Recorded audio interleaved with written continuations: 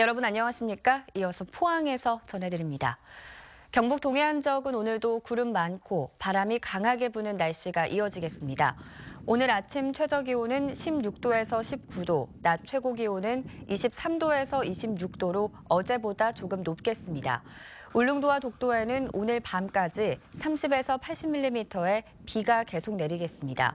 동해 전 해상에 풍랑특보가 발효된 가운데 바다의 물결은 2에서 7m로 매우 높게 일겠고 너울성 파도가 방파제나 해안 도로를 넘을 수 있어 주의가 필요합니다. 포항으로 오기로 한 경상북도 동해안발전본부 이전지가 포항 KTX역과 가까운 경제자유구역으로 결정됐습니다. 이곳은 영덕과 경주 등지에서 접근성이 좋고 개발 잠재력이 우수해 6개 후보지 가운데 가장 높은 점수를 받았습니다. 보도에 김철승 기자입니다.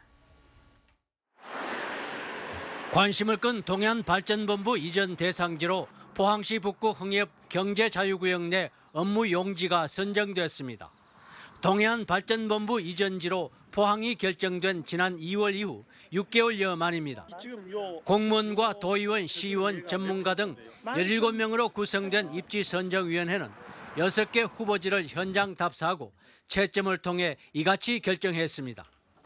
토지 확보 용이성, 환경성 등의 항목으로 평가하여 흥해읍 2인 1로 결정하였습니다.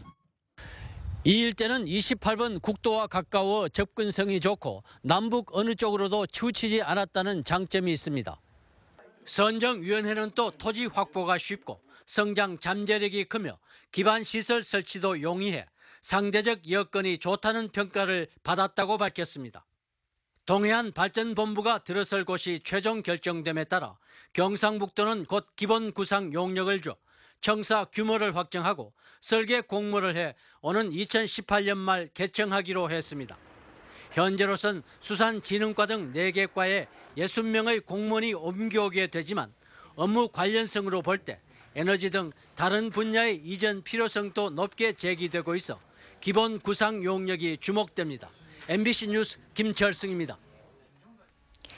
창원 경륜공단의 포항 장외 매장 유치를 두고 찬반이 엇갈리는 가운데 포항시는 오늘 공청회를 열고 다음 달 10일까지 입장을 밝히기로 했습니다.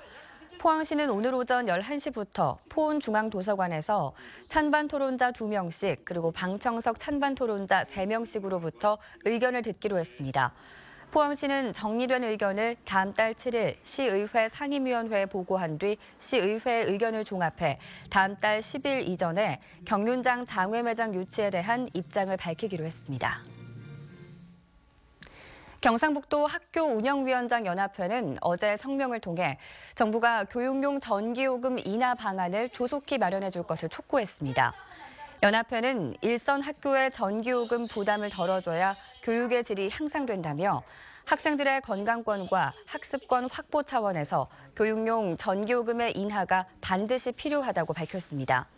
현재 일선 학교의 교육용 전기요금은 킬로와트아워당 125.8원으로 킬로와트아워당 107.4원인 산업용에 비해 17% 이상 비싼 실정입니다. 경북 소방본부는 올 들어 벌에 쏘이는 사고가 속출하고 있다며 추석을 앞두고 벌초나 성묘에 나설 때 안전사고에 각별한 주의를 당부했습니다. 소방본부 측은 성묘나 벌초를 할 때 주변 공간에 벌의 유무를 반드시 확인하며 벌 쏘임 방지를 위해 모자와 긴 옷을 입고 향수 등은 삼갈 것을 당부했습니다. 특히 벌집을 건드렸을 때 말벌은 집단 공격성이 있어 신속히 10m 이상 벗어나고 벌에 쏘였다면 알레르기가 있는 사람은 신속히 119에 신고해 응급 처치를 받아야 한다고 밝혔습니다. 올해는 폭염으로 벌의 발육이 빨라져 개체수가 급증한 데다 공격성이 강해져 현재까지 도내에서는 443명이 119 구급차를 이용했고 2명이 벌에 쏘여 사망했습니다.